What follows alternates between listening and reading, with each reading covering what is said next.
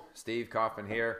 Today I'm going to talk about Russian, my experience with Russian, about how I learned the language, some comments about the language, and I'm going to begin by explaining a bit about Russia and Russian culture as I perceive it.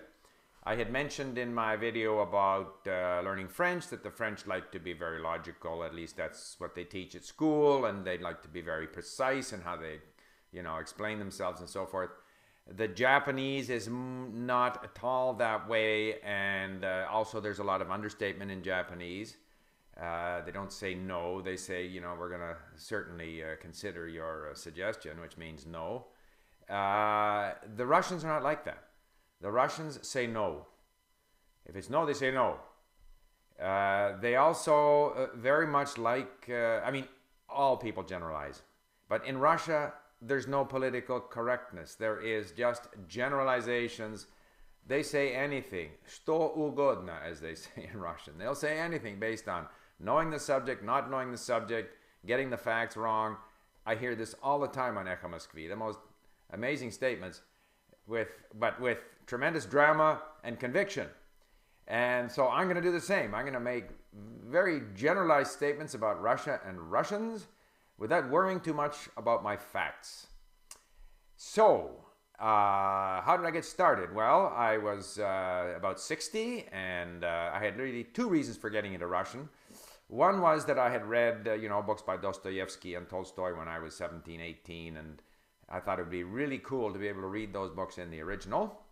And the second thing was that, my approach to language learning is to de-emphasize grammar, not to ignore grammar, but to not put it up front, and to focus on exposing myself to the language through lots of listening and reading, and emphasizing really, noticing patterns rather than complicated grammar rules, explanations, and so forth.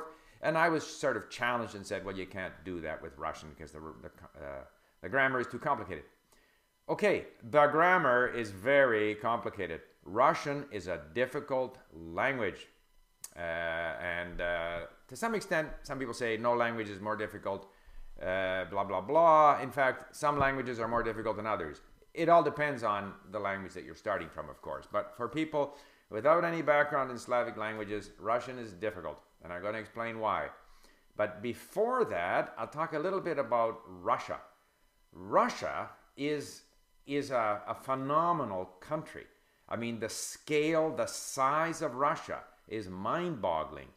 And if we go back in history, we'll see that, whatever it was, the Dutch dukedom or whatever it was, Muscovy, was this little area up in northern Russia where people of, I guess, a mixture of Slavic and, Finnish type people and Baltic type people and so forth, they were up there doing their thing. I can't remember whether they were actually conquered by the Mongol hordes who dominated, the Mongol Tartar hordes that dominated Russia for 300 years. I think they were, I can't remember, but whatever it was, the prince up there eventually defeated them. And so really the growth of Russia, even though there were people in the sort of area of what's now the Ukraine that were also Russians, and Kiev is called the mother of all Russian cities and so forth, but they were very much under the rule of the Mongols for 300 years.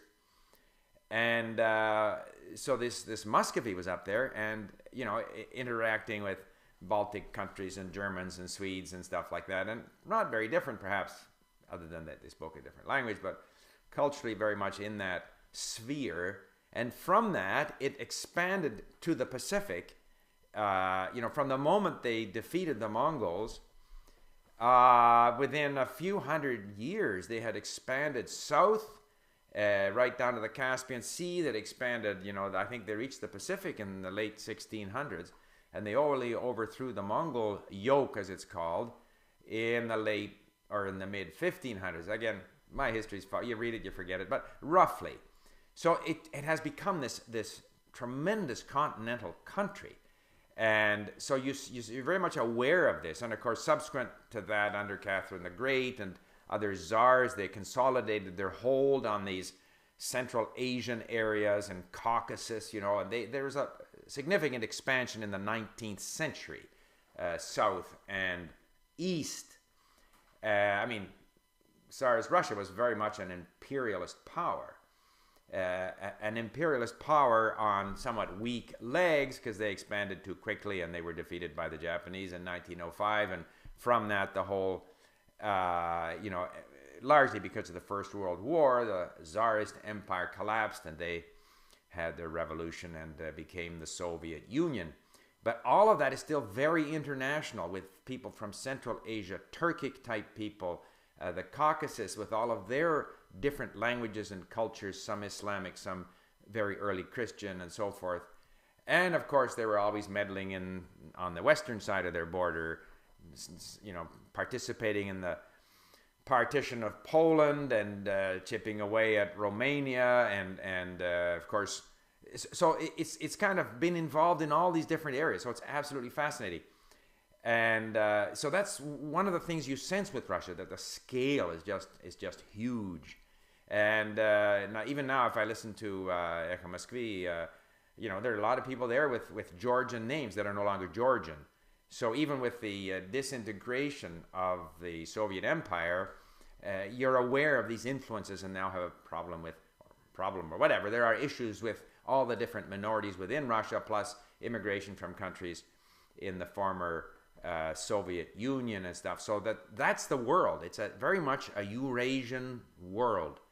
And we have to understand that. They're not just like some European country that speaks a Slavic language. All right, that's by way of background. The language. It starts out with Zdravstvuyte. That's like hello. So in English we say hello. It's pretty easy to say. Zdravstvuyte. Okay, there's not a lot of vowels in there, and all they're saying is hello. You practice that in front of the mirror a few times. You got to clear the expectoration off the mirror. Just joking, by the way. Shutka, as they say in Russian. And of course, Czech has even fewer vowels. So I kind of think the Slavs, wherever they started from, somewhere on the plains of the Eurasian steppes there, they must have spent a lot of their time chewing sunflower seeds and spitting them out to arrive with a language that has so few vowels and so many things that you sort of say through your teeth and lips. And just joking, by the way. So, but it's an indication that the pronunciation is not easy.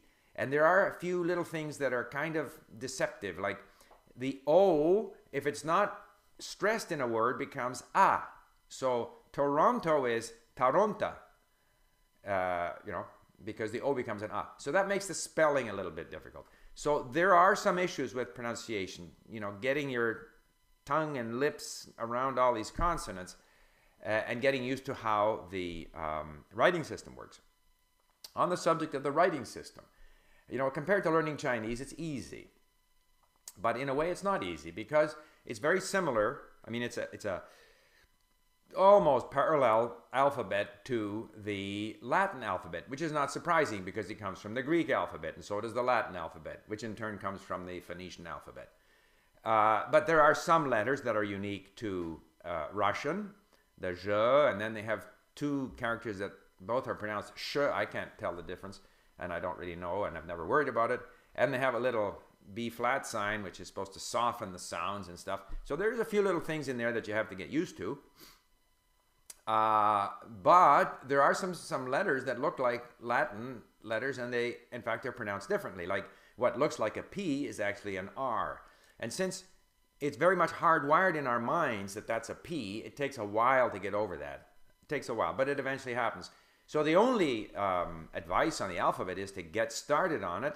You're going to be able to start reading with difficulty within a few hours, and then the more you read, the better you get at it. However, as I found when I went to Czech, it's always easier to read in your own alphabet, always. So that is always going to be a bit of a thing that makes Russian just that little bit more difficult. The other thing that's difficult in Russian, I'm not going to go through all the different, how the language works. Obviously, word order is an issue. Word order in Russian is very flexible and very different in some ways. You can say, what could be, okay, this is a book in English. The Russians don't worry about articles. Это книга. This book. Это книга.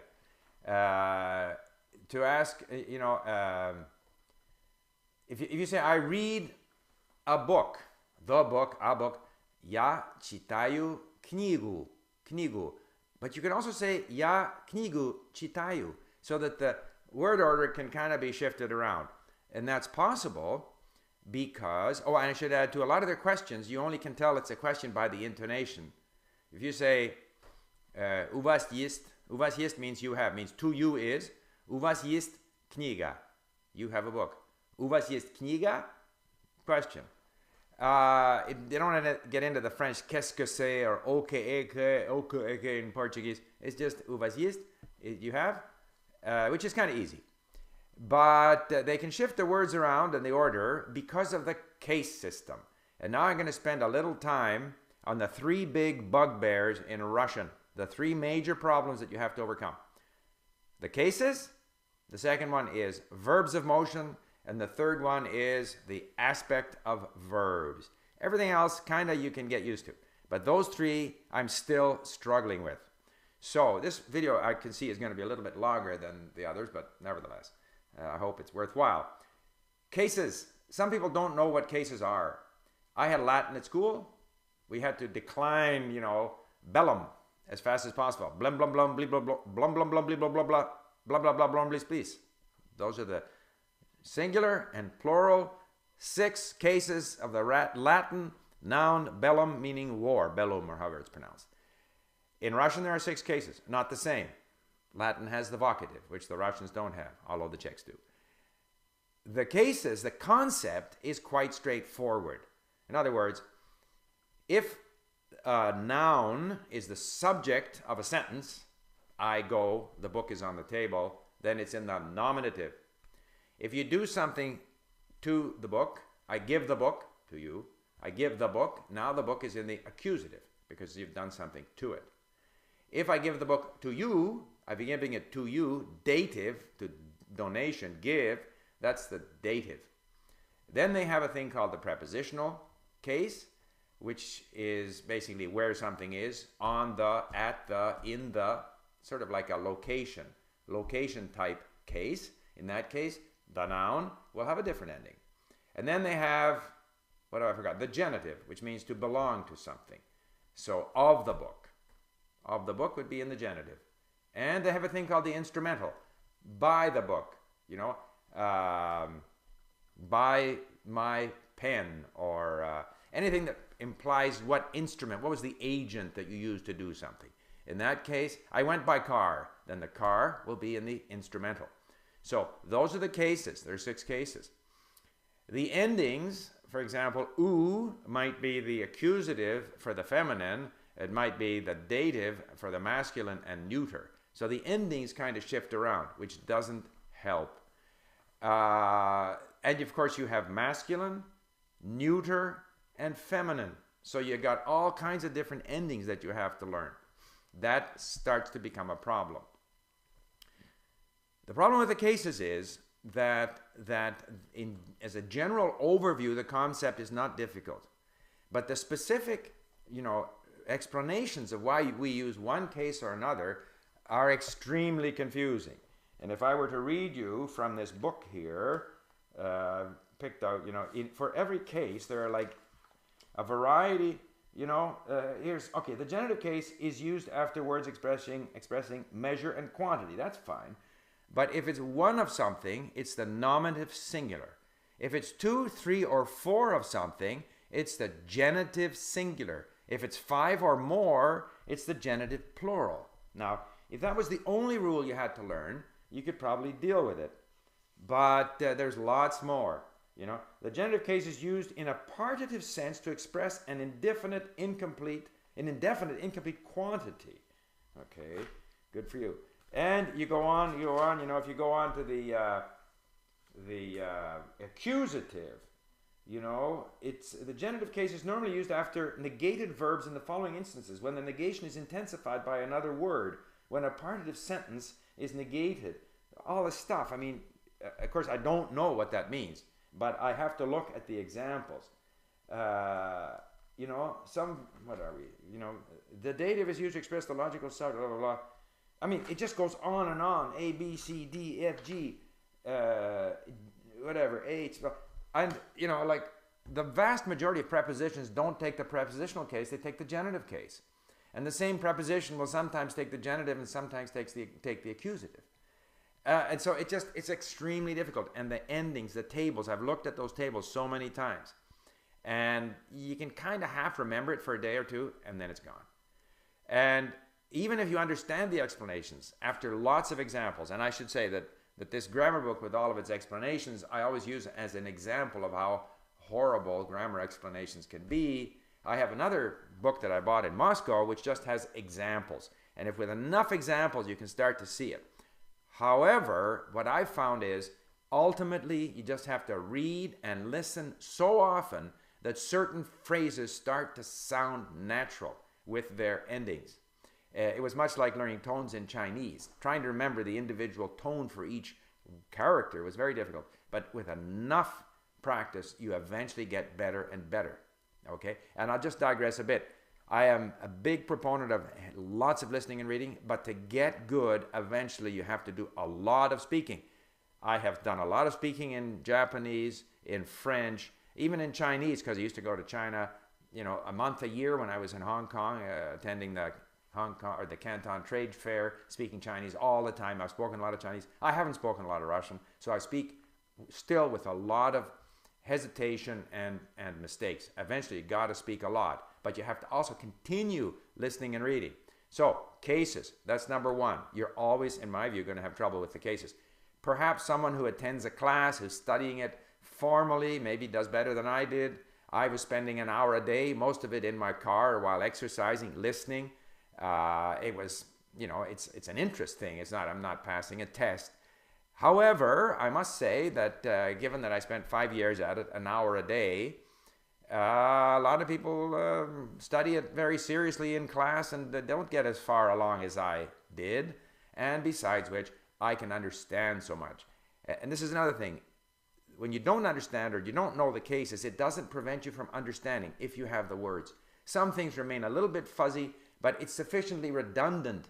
The whole context is that you can still understand, learn words on Link, where I learned all my words, and enjoy the language, learn about the country, the culture, and even though you haven't really nailed down the grammar. And what I tended to do was I had listened to simple stuff to begin with, and then I went to more difficult stuff. Someone asked me on one of my YouTube videos, is it worthwhile listening to stuff you don't understand? No. Get stuff where you can access the text. If you can access the text, the transcript, bring it into Link as I did, save the words and phrases, and that way you will eventually be able to understand more and more of it. Anyway, that was cases. The second issue is verbs of motion. In Russian, there's the word to go in English. I go tomorrow, I always go. Not in Russian. Aside from the fact that the verbs have tenses and change for tense and change for person, okay, that's a minor problem. Bigger problem is if you go what they call multi-directional, if you kind of go all the time or go and come back, that's one verb. But if you are going there, that's another verb. And if you go on a means of transportation, that's another verb. And that also has its multi-directional and unidirectional form. And that's just for go. And then there's carry and come and fly and swim.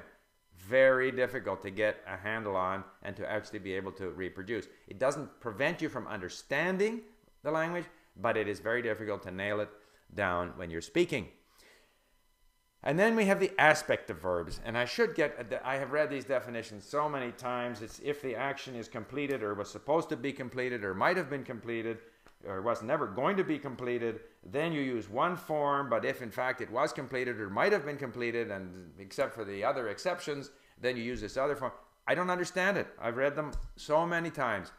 And here again, it's just exposure, and eventually, because you can't be trying to go through all these logical explanations while you're speaking.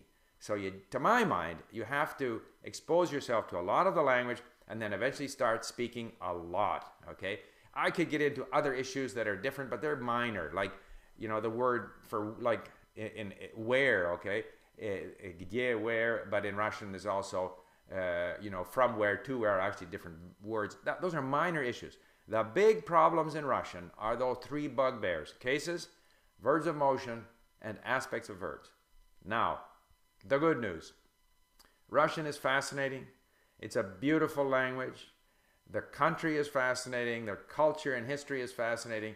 The people who appear kind of somewhat stoic, in fact, are very warm, and they tend to speak their minds and say what they think, and don't worry too much about the details. But that's what makes them so fun to be around. And I would say too that there is this in Russia, there's no compromise, and I think that's how they approach even artistic creation or sports. And that's why we see a lot of artistic creation in Russia: outstanding ballerinas, outstanding musicians, or whatever, scientists. And even in sport, certainly in hockey, I find the Russians are just magicians. They're artists, and so they have a tendency to really commit themselves in one direction. They're not fence sitters. So with that, I'm sorry that I ran for so long. I could speak forever on the subject. It's been a big part of my life the last 5 years, although the last 7, but the last 2 I was more on Czech and Romanian and Portuguese and whatnot. It's been a big part of the last, since my 60th birthday, and will continue to be so. And I very much encourage you to learn Russian despite the difficulties. Thank you for listening.